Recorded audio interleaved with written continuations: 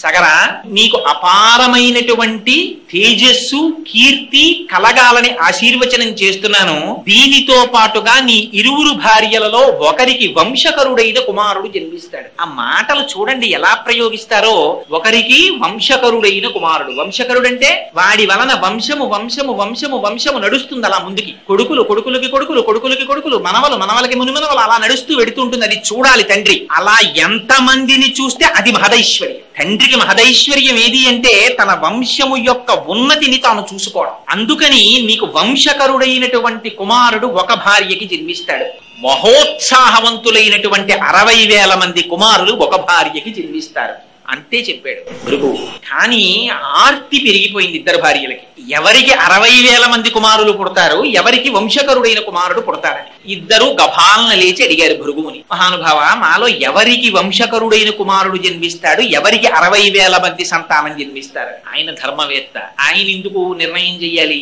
ఆయన అన్నారు, మీలో ఎవరు ఏది కోరుకుంటే అలా జన్మిస్తారన్నారు. అందుకని పెద్ద భార్య ధర్మము తెలిసినదన్నారు, రెండవ భార్య సౌందర్యవతి అన్నారు. చూడండి, ఎక్కడెక్కడ ఏ మాట ఎలా పెట్టాలో, పేరెలా పెట్టాలో కూడా మనకి నేర్పుతారు మహర్షులు. కోసలరాజు కూతురు కాబట్టి కౌసల్య, కేకయ రాజు కూతురు కాబట్టి కైకేయి దశరథ మహారాజు గారికి. మరి సుమిత్రకి తండ్రి లేడా? ఉన్నారు కదా రాజుగారు. ఆయన తండ్రి పేరు ఎందుకు పెట్టారు? ఆవిడ తండ్రి పేరు పెట్టారు. మిత్రుడు అని అందరినీ పిలవకూడదు. ఏమండి, వీరు మా మిత్రులండి అనకూడదు. ఎవరిని పడితే వారిని. వీరు మా స్నేహితులండి అని చెప్పాలి. మిత్రుడు అని చాలా తక్కువ మందినే చెప్పాలి. ఎవరు మిత్రుడు? మితము నుండి ఋతమునకు ఎవరు తీసుకుని వెడతారో, మనతో పాటే తిరుగుతూ మనతో పాటు ఉంటూ మనతో పాటుగా సహజీవనము చేస్తూ ఇది జీవితము కాదని పరమేశ్వరుని యొక్క పాదములు పొందడమే మానవ జీవితమునకు చేయమని తన నడువడి చేత మనకి నేర్పుతూ తన మాటల చేత మనకి ఎవరు తీర్చిదిద్దుతారో వాడు మాత్రమే మిత్రుడు. మిగిలిన వాళ్ళు స్నేహితులు. అంతే శాస్త్రం. శాసనాత్ శంసనాత్ ఇది శాస్త్రం. దానికేం భయం లేదు. ఉన్నదున్నట్టు కుండ బద్దలు కొట్టినట్టు చెప్పేస్తుంది. అందుకని అటువంటి మిత్రధర్మాన్ని నిర్వర్తించినది కనుక దశరథ మహారాజు గారికి సుమిత్ర. ఆవిడ అందుకే ఎప్పుడెప్పుడు ధర్మం అవసరమో అప్పుడప్పుడు సుమిత్ర మాట్లాడుతుంది రామాయణంలో. రామాయణంలో సుమిత్ర మాట్లాడింది అంటే మీరు ఆ శ్లోకాన్ని మళ్ళీ ఓసారి చదవాలని గుర్తు. ఆ పేర్లు పెట్టడంలో అలా పెట్టేవారు పూర్వం. అందుకని పెద్ద భార్యని భృగువుని అడిగింది ఆవిడ. ఏమని? స్వామి, మునేస్తు వచనం శ్రుత్వా కేశినీ రఘునందన పుత్రం వంశకరం రామ జగ్రాహం నృపసన్నిధౌ అన్నారు రామాయణంలో. ఆవిడ భృగువుని ప్రార్థన చేసిందిట, నాకు వంశకరుడైనటువంటి కుమారుడు కావాలి అని అడిగింది. ఎందుకొస్తుంది భార్య భర్త చెయ్యి పట్టి? ఆయన యొక్క వంశమును ఉద్ధరించుట కొరకు. ఇవాళ రేపు తెలిసి తెలియనటువంటి అగత్యంతో కూడిన మాటలు చాలా మంది నోటి వెంట వస్తాయి. రామాయణం ఇతర పురాణాలు ఎర్రశిరాతో అండర్లైన్ చేసి చెప్పే ఇలాంటి తప్పుడు మాటలు మాట్లాడకూడదని. పెళ్లి జరుగుతుంటుంది, ఎవరైనా పెద్దవాళ్ళు కొత్తగా పెళ్ళైన వధూవరులు వచ్చి నమస్కారం చేస్తే అక్షతలు వేసి శీఘ్రమేవ సుపుత్రాప్రాప్తిరస్తు అన్నారనుకోండి, ఆ కన్యాదాత గారి తండ్రి శకున పక్షిలా అక్కడే ఉండో మాట అంటాడు. ఇప్పుడే పిల్లలు ఎందుకండి, వాళ్ళని సంతోషంగా గడపనివ్వండి అంటాడు. ఆ తరువాత అదే తండ్రి వచ్చి కనపడ్డ ప్రతివాడి కాళ్ళు పట్టుకుంటాడు. ఏం చేస్తే మా అమ్మాయికి పిల్లలు పుడతారండి, ఏం చేస్తే మా అబ్బాయికి పిల్లలు పుడతారండి అని. అనకూడని మాట నోటి వెంట రాకూడదు. ఏ మాట ఎందుకో తెలుసుకుని బ్రతకాలి. స్త్రీ పురుషుని యొక్క జీవితంలో ప్రవేశించేది దేని కొరకు? వంశాన్ని మార్చుకుని, ఇంటి పేరు మార్చుకుని, గోత్రాన్ని మార్చుకుని, వేరొక పురుషుడి చెయ్యి పట్టుకుని ఆ ఇంటికి ఎందుకు ఎడుతోంది? ఆ వంశాన్ని ఉద్ధరించుట కొరకు. అది ఆశీర్వచనం. అందుకే పెద్దలైన వారు లేచి వచ్చి విరగనటువంటి నడుము కలిగిన అక్షతలు చేతపట్టి ఆశీర్వచనం చేస్తున్నప్పుడు శ్రద్ధాభక్తులతో ఔదల తాల్చి అంగీకరించాలి. చేత కాకపోతే మౌనంగా ఉండాలి. లేనిపోని మాటలు మధ్యలో మాట్లాడకూడదు. అందుకని ఆవిడ ధర్మం తెలిసున్నది కనుక అడిగింది, నాకు పుత్రం వంశకరం రామ జగ్రాహం నృపసన్నిధౌ, నాకు వంశకరుడైన కుమారుడు కావాలని అడిగింది, తండ్రి భర్త గారి కీర్తి నిలబెట్టడానికి. రెండవ భార్య అయినటువంటి సుమతి భృగు మహర్షిని ప్రార్థన చేసింది, నాకు షష్ఠి పుత్ర సహస్రాణి. ఎటువంటి పుత్రులు కావాలి? 60,000 మంది పిల్లలు కావాలి నాకు. వాళ్ళు ఎటువంటి వాళ్ళు?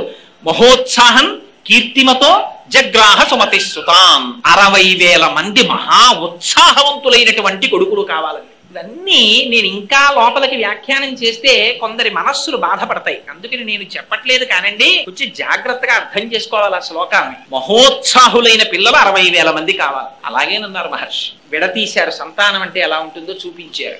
ఇంటికి వెళ్ళిపోయారు రాజ్యానికి. చాలా సంతోషంగా ఉన్నాడు సగరుడు. భార్యలిద్దరూ గర్భాన్ని దాల్చారు.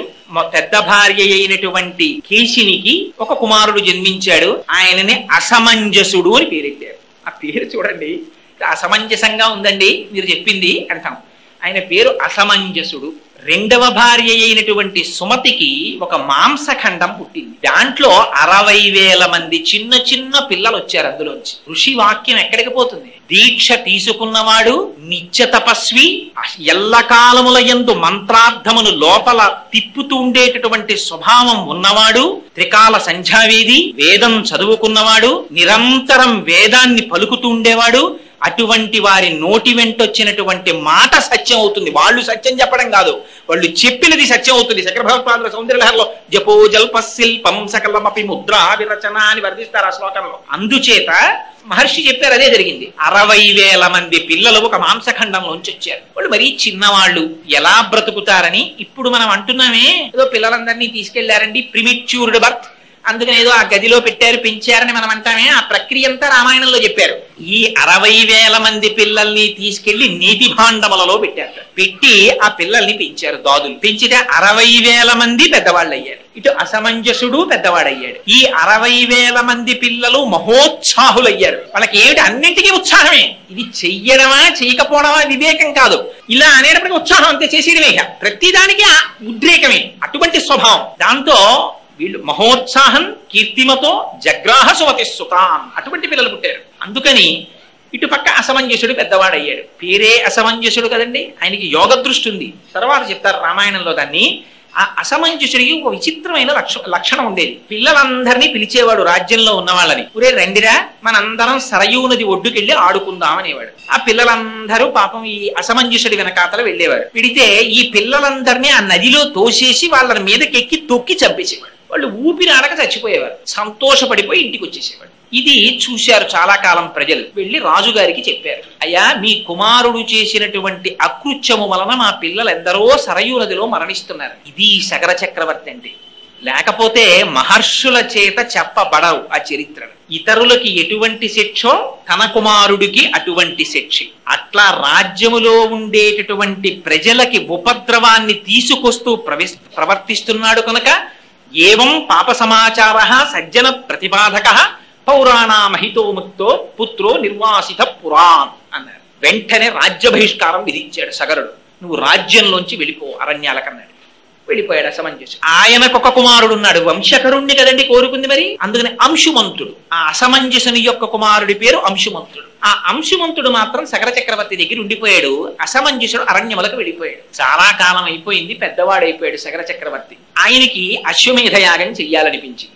ఏదైనా చెయ్యాలి అని అనిపించగానే ఎక్కడ పడితే అక్కడ చేసేయకూడదు. అందుకే మనకి శాస్త్రం జాగ్రత్తగా చెప్తుంది. వాడు చేసేది పొద్దున్నే పూజకు కూర్చుంటాడు, వాడింట్లోనేగా రోజు చేస్తున్నది కాదేంటి, కుదరదు. అపవిత్ర పవిత్రో వా సర్వావస్థ అంగతోపివా ఎస్మరేత్ పుండరీకాక్షం సబాహ్యాభ్యంతర శుచి. నీళ్లు తీసి చల్లుకోవాల్సిందే. అయ్యా లోపల బయట అంతా శుచియగుగాక. అదేంటండి మా ఆవిడ తుడిచింది కదా గది, కుదరదు. అశౌచం ఉంది, దాన్ని నువ్వు మంత్రంతో మాత్రమే విరవగలవు.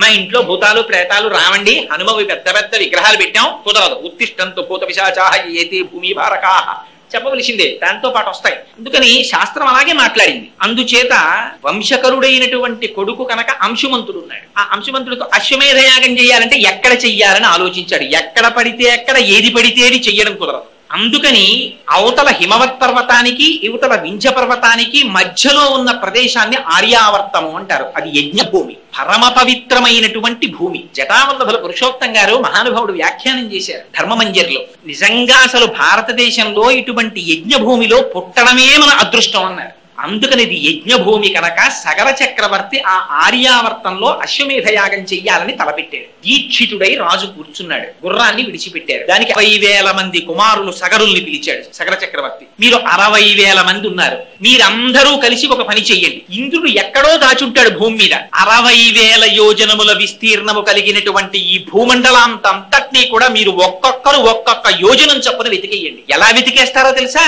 యోజనాయామ విస్తారమేకైకోధరణీతలం వివిధ పురుష వ్యాఘ్ర వజ్రస్పర్శ సమైర్నఖైహి అన్నాడు. అలా ఇలా వెతకడం కాదు, మీ గోళ్లు వజ్రాల్లో ఉంటాయి. ఒక్కొక్క యోజనం భూమిని మట్టినంతటినీ పెళ్లగించేయండి. నాగళ్లు పెట్టి తవ్వేయండి, గుణపాలు పెట్టి చీల్చేయండి.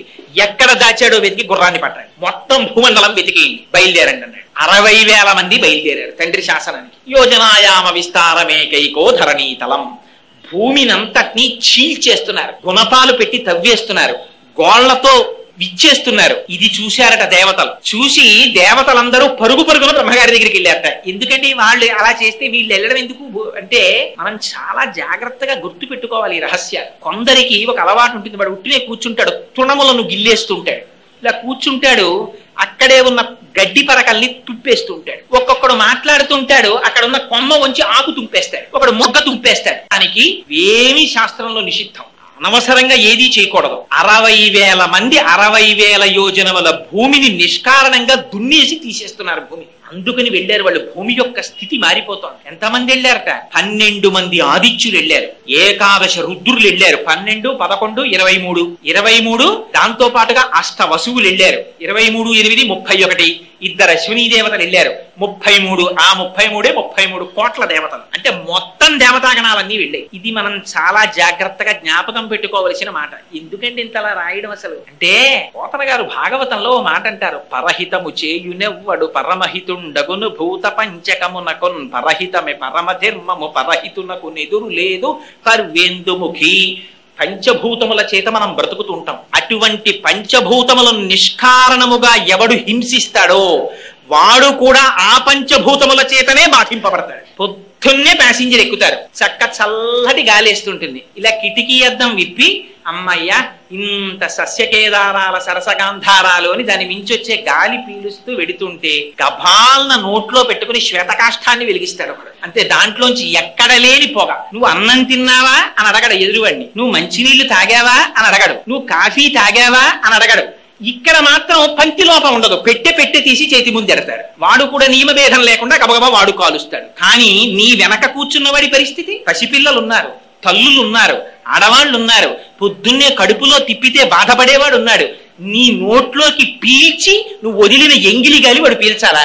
నీకు వాకాటి పాండురంగారావు గారికి విశాఖపట్నం పోర్ట్ ట్రస్ట్ కారు ఇస్తే deputy director information public relations గా ఉండగా, నా సాటి భారతీయుడు రోడ్డు మీద వెడుతూ ఉండగా నేను కారులో కూర్చుని దాంట్లో ఉన్నటువంటి పెట్రోల్ ని పొగగా మార్చి వాడి నాసాపుటముల మీదకి పొగని జిమ్మేటటువంటి అధికారం నాకు ఎవడిచ్చాడు? నేను నడిచొస్తాను, నాకు కారక్కర్లేదన్నారు. అటువంటి మహాపురుషులు నడిచిన గడ్డ ఇది. అంచాగే నైకే అమృతత్వ మానసు.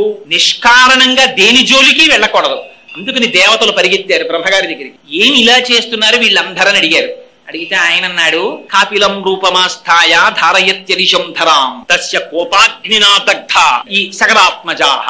మీరేం బెంగ పెట్టుకోకండాయా, ఇదిగో చూశారా, కపిల మహర్షి రూపంలో ఇవాళ ఈ భూమండలాన్నంతటినీ కూడా వాసుదేవుడు కాపాడుతున్నాడు. ఆయన తపిస్తున్నాడు ఇప్పుడు పాతాళ లోకంలో. ఇలాంటి దుష్కృత్యములు చేసినటువంటి వారి పట్ల పరమాత్మ యొక్క ఆగ్రహము ఏదో ఒకనాడు ప్రసరిస్తుంది. ఆ ప్రసరించిన నాడు భస్మరాశి కృతా సర్వే, వాళ్ళందరూ కూడా బూడిద రాసులైపోతారు. అటువంటి చేటుకాలం దాపురిస్తుంది. వాళ్ళు అల్పాయుర్దాయము కలిగిన వారు నిష్కారణముగా పంచభూతముల జోలికి వెళ్ళారు కాబట్టి వాళ్ళ ఆయుర్దాయం క్షీణించిపోతోంది. విధి అలా నిర్ణయించింది. అందుకని మీరు బెంగ పెట్టుకోకండి, వెళ్ళిపోండి అన్నాడు. వెళ్ళిపోయారు దేవతలందరూ. వీళ్ళు భూమినంతటినీ దున్నేశారు. తండ్రి గారి దగ్గరికి పరిగెత్తారు. నాన్నగారు 60,000 యోజనముల భూమండలాన్నంతటినీ కూడా వజ్రస్పర్శ సమయమఖై గోళ్లతో చీల్చేశాం, ఎక్కడా గుర్రం కనపడలేదన్నారు. ఆయన అన్నాడు, ఒరే నేను దీక్షితుడై ఉన్నాను, నేను లేచి రాకూడదు, మీరు అలా ఊరుకోకండి, ఈ భూమినంతటినీ చీల్చేయండి, తవ్వేసేయండి, గోతులు పెట్టేసేయండి, పాతాళ లోకానికి వెళ్ళిపోండి. ఆ రసాతలంలో ఎక్కడో దాచి ఉంచాడు ఇంద్రుడు ఈ గుర్రాన్ని, అక్కడి నుంచి తీసుకురండి అన్నాడు. అలాగేనన్నారు. మళ్ళీ బయలుదేరారు. బయలుదేరి ఆ భూమండలాన్నంతటినీ కూడా చీల్చేస్తున్నారట.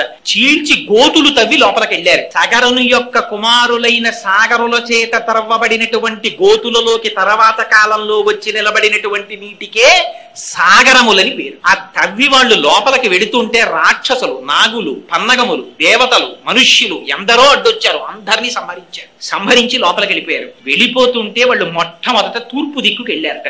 తూర్పు దిక్కుకి వెళ్ళేసరికి అక్కడ విరూపాక్షం అని ఒక బ్రహ్మాండమైనటువంటి ఏనుగు కనపడింది. ఆ విరూపాక్షం అనేటటువంటి ఏనుగు ధారయంతం మహీతలం, అది తన కుంభస్థలం మీద పెట్టుకుని తూర్పు దిక్కునున్నటువంటి భూమిని అంతటి మోస్తుంటుంది. దానికి ఒక్కొక్కసారి ఆ పైన కుంభస్థలం నిప్పిడితే దాన్ని కదుపుతుంది. ఇలాగా ఆ కదిపినప్పుడు అటువైపుకి భూకంపాలు వస్తాయని రాశారు రామాయణంలో. ఆ దిశ అక్కడ చూశారు దాన్ని. విరూపాక్షం ఆ ఏనుగుని చూశారు, దానికి ప్రదక్షిణం చేశారు, అటువైపు నుంచి తిరిగారు, తిరిగి దక్షిణ దిక్కుకు వచ్చారు. ఆ దక్షిణ దిక్కుకు వచ్చేటప్పటికీ అక్కడ సుమహత్ పర్వతోపమా, అక్కడ ఇంకొక ఏనుగు కనపడింది. దాని పేరు ఆ మహాపద్మం, దాని పేరు మహాపద్మము అన్నారు. మహాపద్మం మహాత్మానం సుమహత్ పర్వతోపమా. ఆ ఏనుగు కూడా దక్షిణ దిక్కున ఉండేటటువంటి భూమిని తల మీద భరిస్తోంది. దానికి ప్రదక్షిణం చేశారు. అక్కడి నుంచి తిరిగారు, పశ్చిమ దిక్కుకు వచ్చారు. వచ్చేటప్పటికి సౌమనసం అనేటటువంటి ఇంకొక ఏనుగు కనపడింది. దానికి ప్రదక్షిణం చేశారు, దానికి నమస్కారం చేశారు. అది కూడా ధారయంతం మహీమిమాం, భూమండలాన్నంతటిని మోస్తోంది. అక్కడి నుంచి ఉత్తర దిక్కుకు వచ్చారు. భద్రం అని ఇంకొక ఏనుగు కనపడింది. భద్రం భద్రేన వపుషో ధారయంతం మహీమిమాం, అది కూడా భూమిని మోస్తోంది నాలుగు దిక్కుల. ఉత్తర దిక్కునున్నటువంటి ఏనుగు దగ్గరికి వచ్చారు. అక్కడా కనపడలేదు గుర్రం. పాతాళ లోకానికి చుట్టూ చూసేశారు. ఈశాన్య దిక్కుకు వెళ్ళారు. ఈశాన్య దిక్కున తపోవనంలో కపిల మహర్షి కూర్చుని తపస్సు చేసుకుంటున్నారు. అక్కడ చూశారు. అక్కడ వీళ్ళకి వాళ్ళ యాగాశ్వం కనపడింది గడ్డి మేస్తూ. ఆయన అంతర్ముఖుడై తపస్సు చేసుకుంటున్నాడు. ఈశాన సర్వ విద్యానాం ఈశ్వర సర్వభూతానాం బ్రహ్మాధిపతిర్బ్రహ్మణోధిపతిర్బ్రహ్మా శివో మే అస్తు సదాశివోం. ఆ మహర్షిని మహర్షిగా అర్థం చేసుకుని ఉంటే సగరుల యొక్క వంశం పండిపోయి ఉంది. కానీ వాళ్ళు అనుకున్నారు ఇదే మహాత్ముల పట్ల ప్రవర్తించకూడని రీతిలో ప్రవర్తించడం అంటే ఇది. అక్కడ కపిల మహర్షి ఉన్నారు, తపస్సు చేసుకుంటున్నారు. ఈ పక్కనే గడ్డి తింటూ యాగాశ్వం కనపడింది. అంటే కపిల మహర్షే యాగాశ్వాన్ని అపహరించి తెచ్చారనుకున్నారు. ఏమిటి మనకి నేర్పుతోంది రామాయణం? నీ ఇన్ఫరెన్స్లు, నీకొచ్చిన తెలివితేటలు, నీ కంక్లూజన్స్ మహాత్ముల పట్ల పూర్తి చెయ్యకు. నీకేదో కొంత జ్ఞానం ఉందని, వారు ఎక్కడో కనపడ్డారని వెంటనే వారికి పేరు పెట్టేసి వారికి ఏదో తేడాగా నిర్ణయాలు చేసేసి నువ్వు తీర్పులు చెప్పకు. లేనిపోని ఉపద్రవాలు వస్తాయి. చూశారు కపిల మహర్షిని చూసి ఈయనే యాగాశ్వం ఎత్తుకొచ్చాడు అనుకున్నారు. అనుకుని చేతిలో పెద్ద పెద్ద గుణపాలు పట్టుకున్నారు, నాగళ్ళు పట్టుకున్నారు.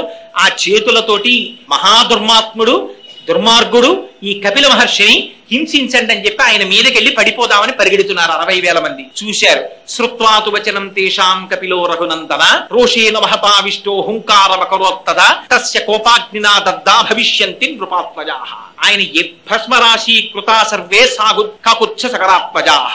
ఆయన వెంటనే చేతిలో ఆయుధం పట్టుకోలేదు కపిల మహర్షి. మహాతపస్సు కలిగినటువంటి వారి లక్షణం అలా ఉంటుంది. ఆయన మొహం ఎర్రపడిందిట. ఏమిట్రా 60,000 మంది నేను గుర్రాన్ని ఎత్తుకొచ్చానని నా మీదకి వస్తున్నారా అని చూశారట. రోషేన మహతావిష్టో, మొహం రోషం పుంజుకున్నారట.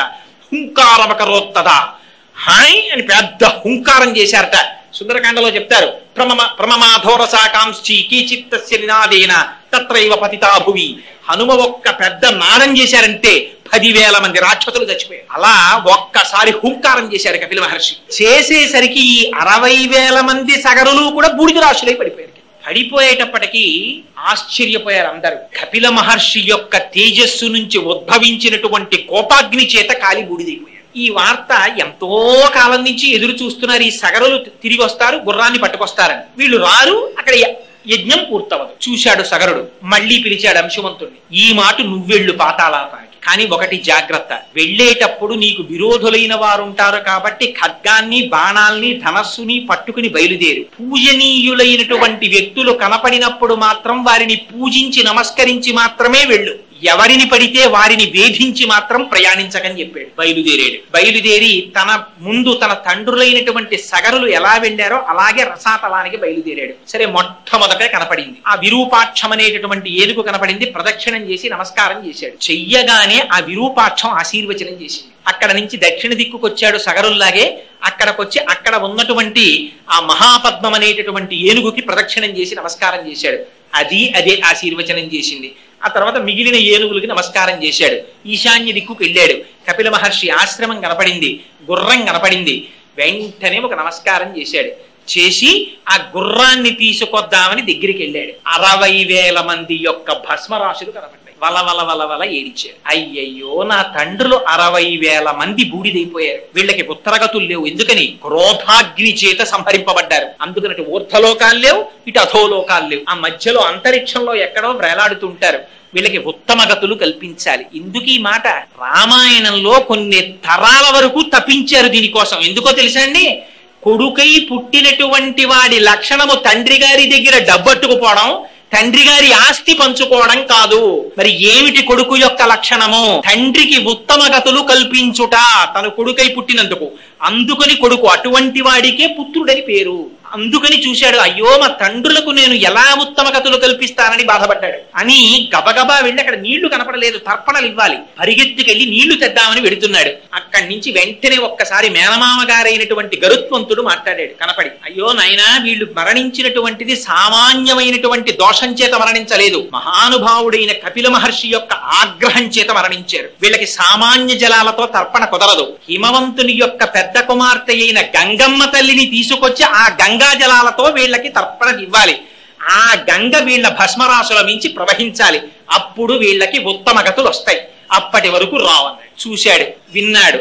ఒక్క సుపర్ణ వచనం శ్రుత్వా సోంశుమాన్ అతివీర్యవాన్ తరితం భయమాధాయ పునరాయాన్ మహాయశాహ అన్నారు. ఆ గుర్రాన్ని తీసుకుని బాధపడుతూ వచ్చి సగర చక్రవర్తికి వార్త చెప్పి యజ్ఞాన్ని